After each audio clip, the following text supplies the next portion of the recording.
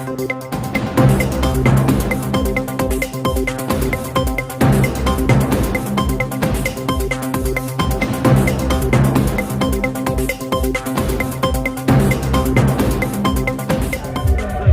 गट विजेता आहे क्रमांक 121 रियाज कमरुद्दीन चौगुले फेंबुल चिपळूण।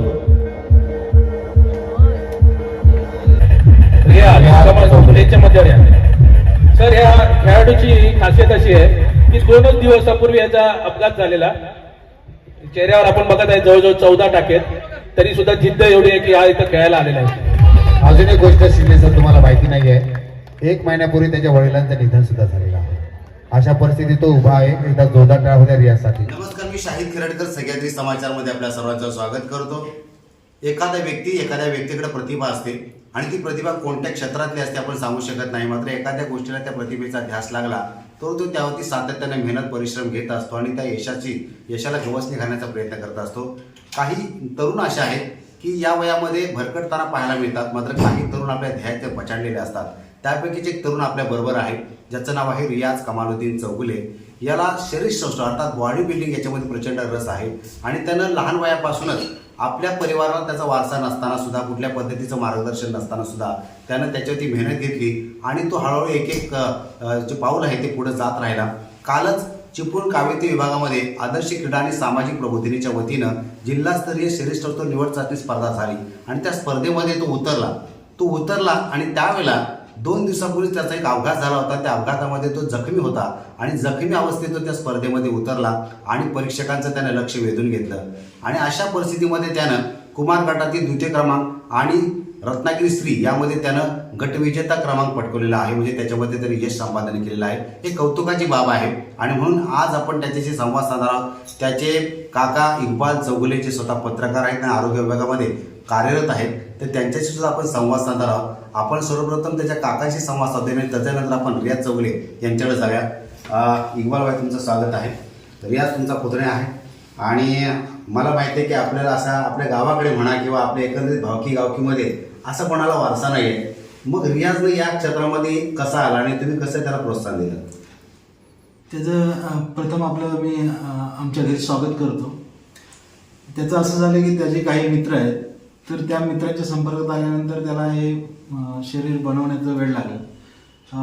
यापूर्वी म्हणजे मागील 1-2 वर्षापूर्वी त्याने देखील जिल्ह्यामध्ये एक चांगल्या स्पर्धा गाजवल्या होत्या, त्याच्यामध्ये देखील त्याला यश आलं होतं। परंतु आता नुकतंच त्याच्या वडिलांचं म्हणजे आमचे बंधू कमाल शेठचं निधन झालं आणि निधनानंतर मला आशा नव्हती की तो अशा कठीण परिस्थितीमधून अशा स्पर्धेमध्ये भाग घेईल, परंतु त्यांनी एवढ्या कठीण परिस्थितीवर मात करत आपल्या शरीराकडे लक्ष दिलं आणि मला म्हटलं की आपल्याला या स्पर्धेमध्ये भाग घ्यायचा आहे। तर मी देखील त्याला प्रोत्साहन दिलं। त्यानं गेले 2 महिने त्याबाबत फार मोठे कष्ट घेतले, मेहनत घेतली आणि आता तुम्ही म्हटल्याप्रमाणे एक 2-4 दिवसापूर्वीच त्याचा अपघात झाला आणि त्याला जवळजवळ 14 टाके पडले आणि काल जेव्हा मी स्पर्धेला होतो तिथे आणि त्याची परिस्थिती पाहिली खाली बसल्याच्या वेळी, तर मला वाटलं नाही की तो ह्या स्पर्धेत इथपर्यंत पोहोचेल, परंतु त्याला आत्मविश्वास होता। मला म्हटला की नाही, आपण या स्पर्धेमध्ये जिंकणार जाऊ, म्हणजे एक प्रकारचा कॉन्फिडन्स होता त्याच्यावर आणि त्यानेच खरंच तो विजय संपादन केला। रियाज, तसे काका म्हटले की तू जखमी होतास, त्याच्यात तुझ्या वडिलांचं 1-1.5 महिन्यापूर्वी निधन झालं। या परिस्थितीतून बाहेर घ्यायचं म्हणजे भल्या भल्याने ते शक्य होत नाही। तू तुझ्या मनाची तयारी कशी केलीस आणि का जिद्द तुझ्या मनामध्ये होती?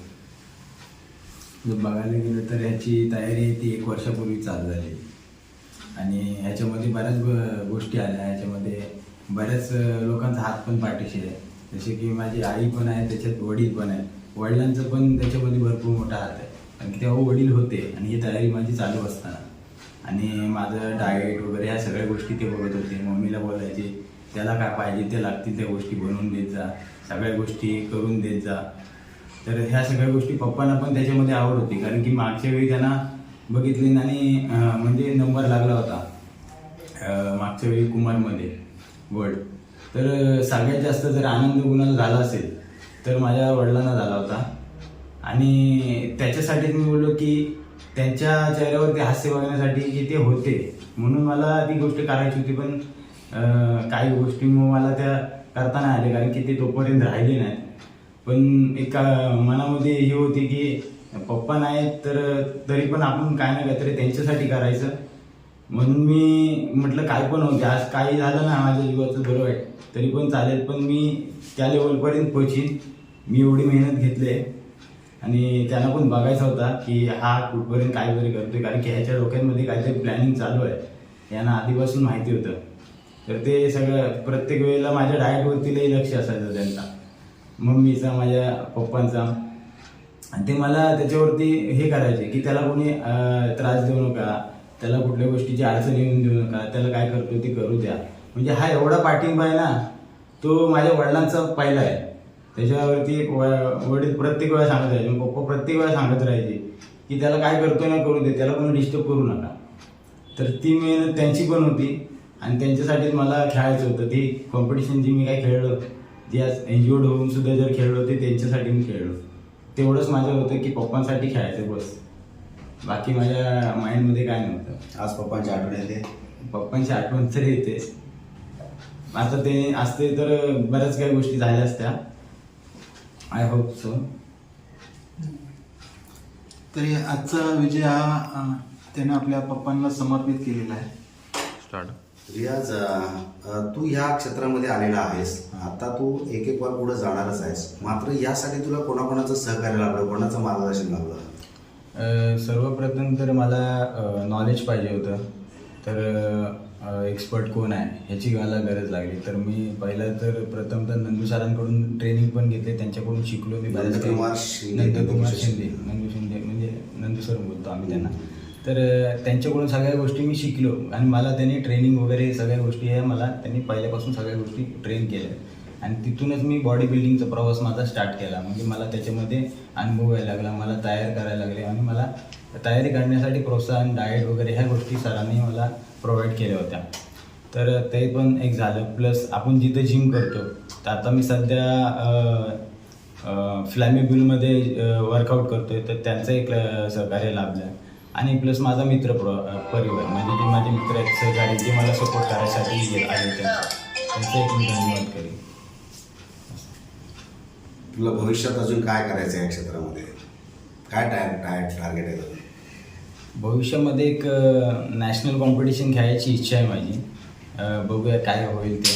आता परिश्रम तर चालू आहेत, मेहनत तर चालू आहे. येणारे आता बघूया काय कंडिशन्स असतील ते फेस करावे तर लागतीलच. बघूया जे काय होईल ते त्याच्यावरती. ठीक आहे.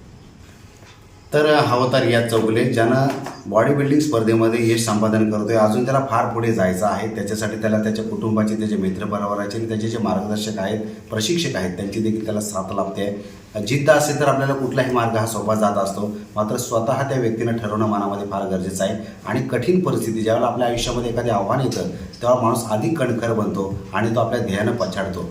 तसंच रियाच्या बाबतीत झालेलं आहे. वडिलांचं निधन झालं, त्याचा अपघात झाला आणि त्याच पालावरती त्यानं स्पर्धेमध्ये उतरलं आणि त्याला यश देखील प्राप्त झालं. आणि म्हणून भविष्यात देखील तो याच गोष्टीचा आदर्श घेऊन पुढे यशाच्या दिशेनं वाटचाल करेल आणि त्याच्या मनात असणारं किंवा त्याच्या वडिलांच्या मनामध्ये जे काही स्वप्न होतं ते तो स्वप्न पूर्ण करेल अशा पद्धतीचा आशावाद त्याच्या मनातून आपण बोलताना पाहिलेला आहे. आपण अशा विद्यार्थ्यांना, अशा तरुणांना प्रोत्साहन दिलं पाहिजे. असे लोक आपल्या गावाचं, आपल्या तालुक्याचं, जिल्ह्याचं, पर्यायानं देशाचं नाव मोठं करत असतात. आणि म्हणून छोट्या छोट्या गोष्टींचं आपण कौतुक करणं हे देखील महत्त्वाचं असतं. ती त्या गोष्ट त्यांना प्रेरणा देते, त्यांना ऊर्जा प्रदान करते. आणि म्हणून आपण रियाजचं या ठिकाणी अभिनंदन करूया, त्याला पुढील वाटचालीस शुभेच्छा देऊया. धन्यवाद.